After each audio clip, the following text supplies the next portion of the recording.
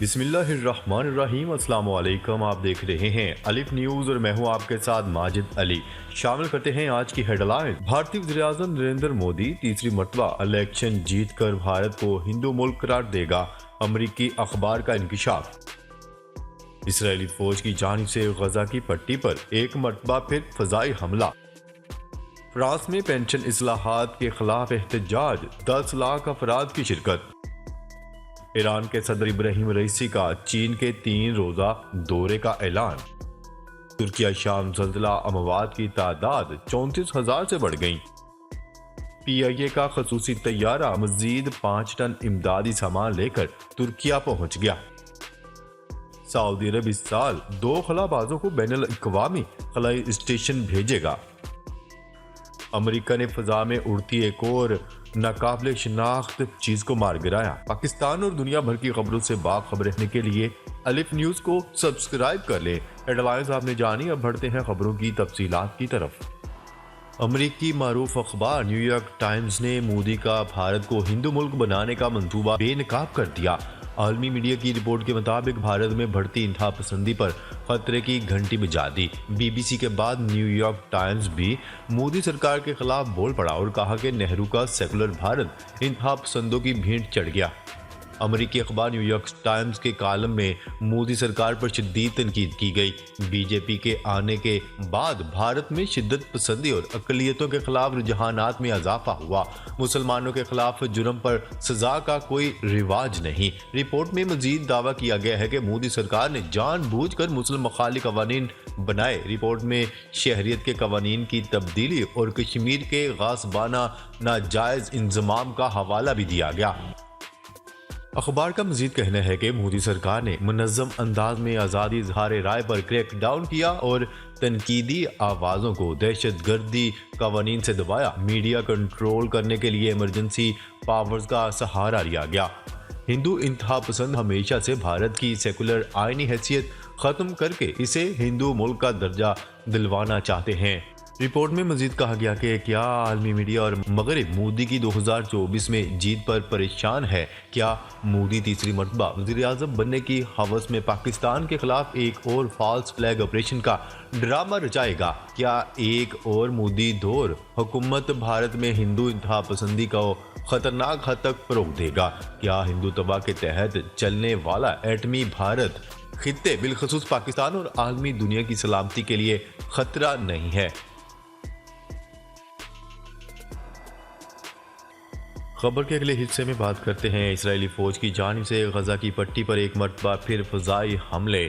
غیر ملکی خبرساں ادارے کی رپورٹ کے مطابق بیت کی صبح کئی فضائی حملے کیے گئے جس میں فی الحال کسی جانی نقصان کی اطلاعات نہیں ملی۔ اسرائیلی فوج کا کہنا ہے کہ فضائی حملے غزہ کی انڈر گراؤنڈ سائٹ پر کیے گئے جہاں حماس کی جانب سے راکٹ تیار کیے جاتے ہیں۔ اسرائیلی فوج نے دعویٰ کیا ہے کہ ہفتے کے روز غزہ کی پٹی سے راکٹ فائر کیے گئے تھے جس کے جواب میں آج صبح حملے کیے گئے۔ فلسطینی حکام نے غزہ سے راکٹ فائر کیے جانے کی تصدیق نہیں کی ہے۔ خبر کے اگلے حصے میں بات کرتے ہیں پینشن اصلاحات کے خلاف احتجاج کے چوتھے روز تقریباً 10 لاکھ افراد نے شرکت کی۔ بین الاقوامی خبرساں ادارے کی رپورٹ کے مطابق فرانس بھر میں تقریباً 10 لاکھ افراد کا حکومت پر پینشن اصلاحات کی واپسی کے لیے دباؤ برقرار رکھنے کے لیے احتجاجی مظاہرے جاری ہیں۔ مظاہرین کا فرانسیسی حکومت سے مطالبہ ہے کہ پینشن کی عمر 62 سے بڑھا کر 64 برس کرنے کی اصلاحات واپس لی جائیں اور نچلے طبقے کی جگہ امیروں پر ٹیکس لگا کر بجٹ اصلاحات کرنے پر زور دیا جائے۔ مظاہرین نے صدر میکرون کو خبردار کرتے ہوئے کہا ہے کہ پینشن منصوبہ واپس نہ لیا گیا تو 16 فروری کو پہلی ہڑتال کی کال دی جائے گی جبکہ 7 مارچ سے ملک بھر میں پہیا جام کر دیا جائے گا۔ ہفتے کے روز مظاہروں میں بدامنی کی لہریں نمایاں رہیں۔ فرانسیسی صدر ایمانوئل میکرون کے ملک میں پینشن کے نظام میں اصلاحات کے منصوبوں کے خلاف مظاہرین نے چوتھے روز ملک گیر مظاہروں کا انعقاد کیا۔ مظاہرین کی جانب سے حکومت کے خلاف مظاہرے پرامن تھے لیکن بعض مقامات پر پولیس کی جانب سے مزاحمت بھی کی گئی۔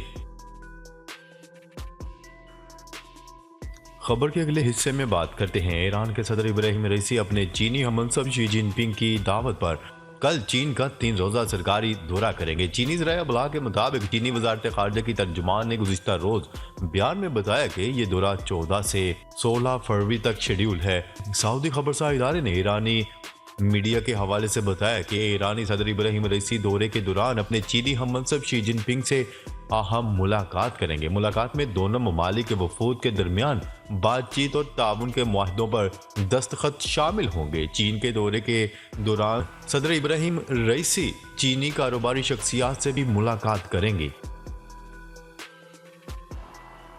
खबर के अगले हिस्से में बात करते हैं। तुर्की और शाम में ज़लज़ले से अमवात की तादाद 34,180 हो गई।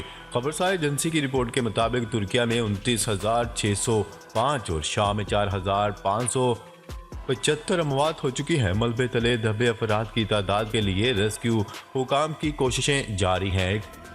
खबरसार एजेंसी की रिपोर्ट के मुताबिक तुर्किया में ज़लज़ले से 12,000 से ज़ायद इमारतें तबाह हुई हैं या इनको नुकसान पहुंचा है। तुर्की हुकाम ने ज़लज़ले के बायस इमारतें गिरने पर कार्रवाई की है। तुर्क हुकाम ने इस सिलसिले में मज़ीद गिरफ्तारियां भी की हैं।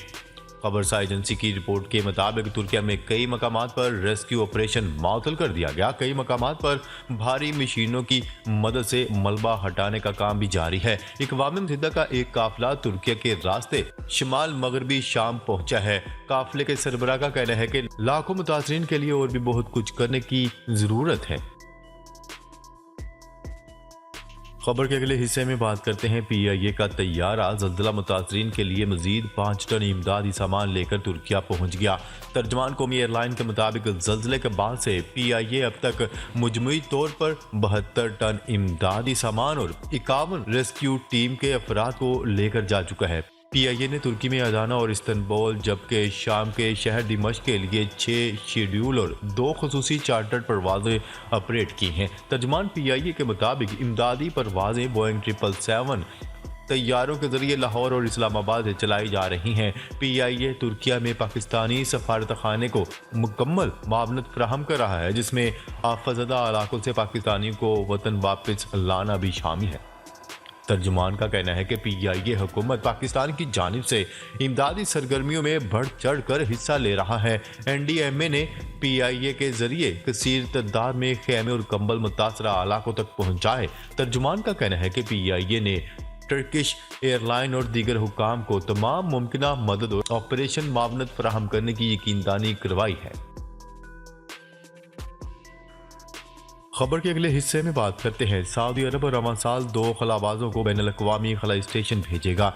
रियाद से सऊदी मीडिया का कहना है कि मज़कूरा बाला खलाई परवाज अमेरिका से आलमी खलाई स्टेशन के लिए रवाना होगी।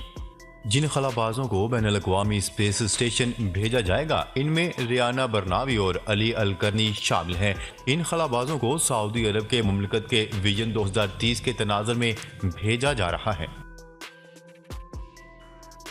खबर के अगले हिस्से में बात करते हैं। अमेरिकी हुकाम ने कनाडा की सरहद के करीब फजा में उड़ती एक और चीज को मार गिराने का दावा कर दिया। बरतानवी खबरसार एजेंसी रॉयटर्स की रिपोर्ट के मुताबिक 2 अमेरिकी ओहदेदारों ने बताया कि नॉर्थ अमेरिकन अफवाज ने मौजूदा फजाई खतरात के पेश नज़र इंतहाई चौकसी का मुजाहिरा करते हुए कनाडा की सरहद के करीब हुरोन झील के ऊपर उड़ती एक और पुरस्कार चीज को मार गिराया। मिशिगन से मुंतखब एक खातून रुकन ने अपनी ट्वीट में लिखा कि अमेरिकी एयरफोर्स और नेशनल गार्ड्स के पायलटों की जानिब से फजा में उड़ती इंजानी चीज को मार गिराया गया है। उन्होंने लिखा कि हमें ये जानने में शिद्दत दिलचस्पी है कि ये क्या चीज थी और इसका मकसद क्या था। दूसरी जानिब कैनेडियन तहकीकाती अदारों की जानिब से भी गुज़िश्ता रोज कनाडा के इलाके योकोन के फजाओं में मार गिराई जाने वाली उड़ती हुई चीज का मलबा तलाश करने का अमल जारी है। वाज़ेह रहे कि अमेरिका में मुश्तबा चीज जासूसी गबारे को मार गिराने के बाद अमेरिका की जानिब से तीसरी मरतबा किसी नामालूम उड़ती चीज को मार गिराने का दावा किया गया है।